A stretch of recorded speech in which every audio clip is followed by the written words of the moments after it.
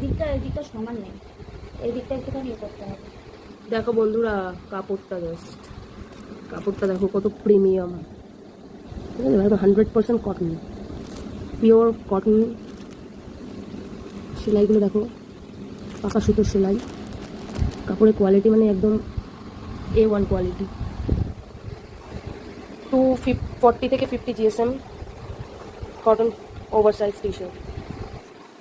কাস্টমারের ডিমান্ড ছিল যে এই জায়গাটা পুরোটা ভরাট হবে, কিন্তু যেখানে হাতাটা চলে এসছে, এবার হাতাতে প্রিন্ট হবে না, তাহলে কি করা যায়? তাহলে এই জায়গাতে আমরা কেটে দেবো। ওকে, লেয়ারিং করছি।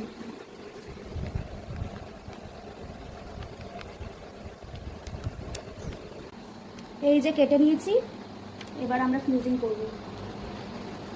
কত কিছু মেজারমেন্ট করতে হয় দেখুন বন্ধুরা, মোটেও এটা সহজ কাজ নয় যতটা সহজ দেখে মনে হয়, তাই না?